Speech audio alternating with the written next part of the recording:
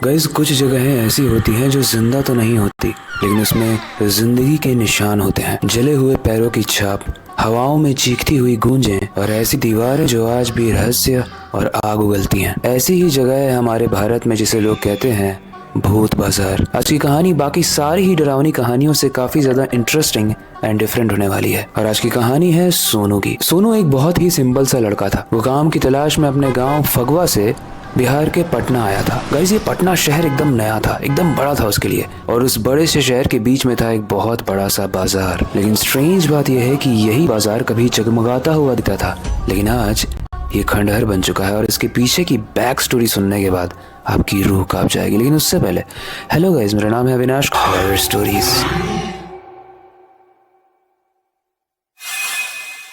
Guys, जिस बाजार की आज हम बात कर रहे हैं उसके बारे में ऐसा कहा जाता है कि बहुत साल पहले यहाँ पर दंगे हुए थे, खून बहाया गया था, कई लोगों के घर जला दिए गए थे, और उसके बाद जितने लोगों ने भी यहाँ पर रहने की कोशिश की, उनका या तो दिमाग काम करना बंद कर दिया या तो उनकी जिंदगी ही चली गई। एंड यही रीजन है कि उस इंसिडेंट के बाद से इस बाजार को भूत बाजार कहा जाने लगा। लेकिन पता है गाइस, कोई भी जगह कितनी भी ज्यादा डरावनी हो, अगर उस जगह पर किसी को काम मिल जाए और किसी ऐसे इंसान को काम मिल जाए जो बहुत ज्यादा गरीब हो, तो उसे डर नहीं लगेगा, बल्कि उसे अपना भूख देखा जाएगा। वो अपने भूख को पूरा करने के लिए कमाना चाहेगा, चाहे जगह कितनी भी डरावनी हो। हमारे सोनू की भी कंडीशन कुछ ऐसी ही थी, लेकिन अब उसको नौकरी मिल गई थी, और उसको नौकरी मिली थी उसी बाजार में। उस दुकान के मालिक का नाम था शमल। एक समय था जब उनकी दुकान खूब चलती थी, लेकिन अब ज्यादातर समय बाजार खाली रहता है। दिन में ग्राहक कम आते हैं, दोपहर में सन्नाटा रहता है, और पूरी रात तो वो खंडहर जैसा ही दिखता है। लेकिन उसके बाद भी सोनू को ये ऑफर जब मिला तो उसने जॉब के लिए हाँ कह दी, क्योंकि वो इस शहर में जॉब ढूंढने ही आया था, और उसे लगा था कि पटना का शहर है, कितनी भी खंडहर जगह हो, इतना तो हो ही जाएगा कि मेरा महीना निकल जाए और मैं घर में कुछ पैसे भी भेज पाऊँ, क्योंकि उसके पिताजी काफी बीमार रहा करते थे और उसको पैसे की बहुत ज्यादा जरूरत थी। काफी दिन बीत गए और सोनू, जिसने अभी अभी उस दुकान को ज्वाइन किया था, और शमल, जो उस दुकान का मालिक था, दोनों ही बस एक वक्त का वेट करते थे कि कब इस पर कोई कस्टमर आ जाए। और एक दिन कुछ अजीब हुआ। एक दिन दोपहर के वक्त जब सोनू और शमल दोनों ही आराम कर रहे थे, तभी एक औरत अचानक से आती है उनकी दुकान पर। लाल साड़ी, लंबे बाल और सफेद चमकती हुई स्किन। उसकी आंखों की पतलियां हरी थी, जो मानो इंसान के अंदर झांक सकती थी, ऐसा प्रतीत होता था। और देखने में वो इतनी खूबसूरत थी कि जो भी उसे देख ले उसका मन मोहित हो जाए। वो धीरे से अंदर आती है और दुकान पर रखी हुई कुर्सी पर बैठ जाती है। सोनू तो उसका चेहरा देखता ही रह गया, क्योंकि उस औरत के चेहरे पर कोई एक्सप्रेशन ही नहीं था, ना कोई खुशी थी और ना कोई दर्द फील हो रहा था। लेकिन स्ट्रेंज बात यह है कि शमल, जो उस दुकान का मालिक था, वो अचानक से लाल साड़ियां दिखाने लगा, मानो वो उस औरत को पहले से जानता हो या फिर मजबूरी में दिखा रहा था। थोड़ी देर बाद वो औरत खड़ी होती है और बिना कुछ कहे, बिना कुछ बोले, बस उस दुकान से आगे बढ़ने लगती है, बाहर निकलने लगती है। लेकिन अजीब बात, शमल, जो उस दुकान का मालिक था, वो भी उसके पीछे पीछे जाने लगता है। सोनू आवाज लगाता है, भैया कहाँ जा रहे हो उसके पीछे पीछे?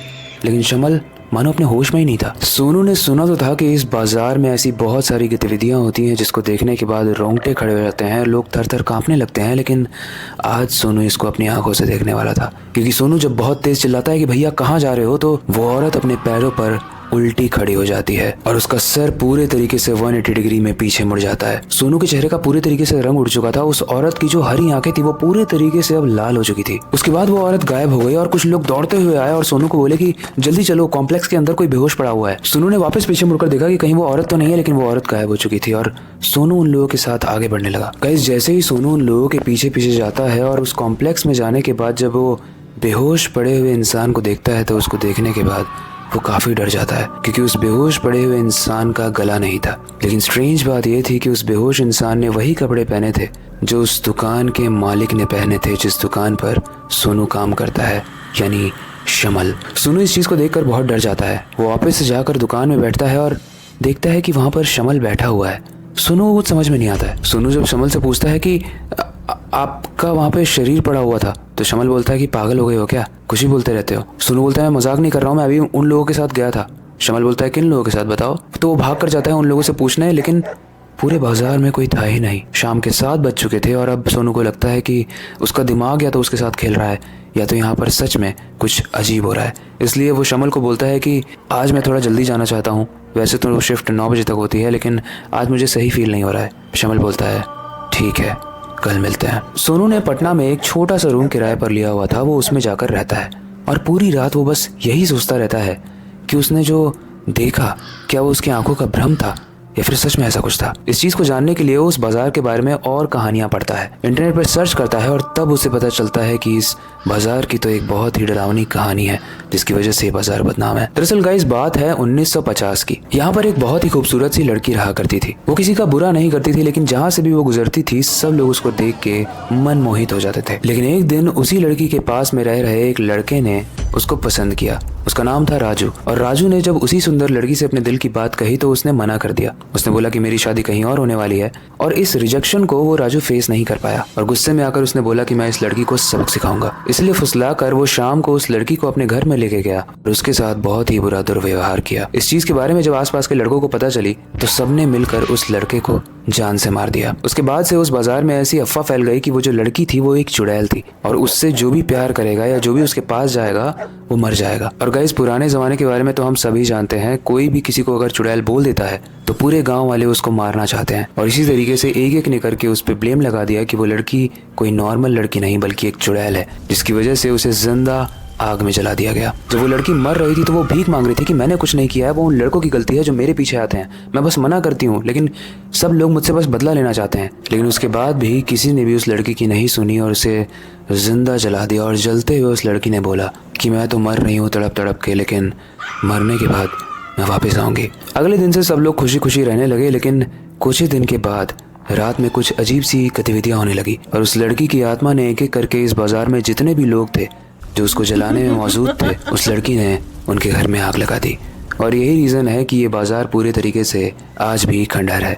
और सोनू जिस बाज़ार में काम कर रहा था वहाँ एक्चुअली में कोई मार्केट था ही नहीं, ना कोई शमल था, ना वो लोग थे। वो सब सोनू का भ्रम था, या फिर शायद वो आत्माएं भी हो सकती हैं जो उसी कहानी को दोहरा कर सोनू को ये चीज़ें बता रही थी कि यहाँ पर मत रुको, ये तुम्हारे लिए खतरनाक है। इस चीज़ को पढ़ने के बाद अगले दिन सोनू उस दुकान पर काम करने नहीं गया, बल्कि वो वापस अपने गांव चला गया। उसने सोचा कि जब तक मुझे कुछ अच्छी नौकरी कहीं और नहीं मिल जाती मैं इस जगह तो बिल्कुल नहीं जाना चाहूँगा, क्योंकि मुझे भूतों के पास रहने का कोई शौक नहीं है। वेल गाइस, इस कहानी में हम कुछ सीखे ना सीखे एक चीज़ ज़रूर सीखने को मिलती है, और ये सच भी है। एक तो पुराने ज़माने में कोई कितना भी गलत हो या ना हो, बस बोल देने से ही एक के पीछे एक लोग बस बोलने लगते थे। अगर किसी ने एक को चुड़ैल कह दिया तो सब लोग उसको चुड़ैल कहने लगेंगे, कोई भी उसकी जांच पड़ताल नहीं करता था। और ये भी है कि आज का भी ये डरावना सच है कि कई जगह पर लड़कों की बात सुनी जाती है, लड़कियों की नहीं। सुंदर होना कब एक लड़की के लिए अभिशाप बन जाता है वो उसे खुद भी नहीं पता चलता है। वेल आई होप आज की कहानी आपको इंटरेस्टिंग और थोड़ी सी डरावनी भी लगी होगी,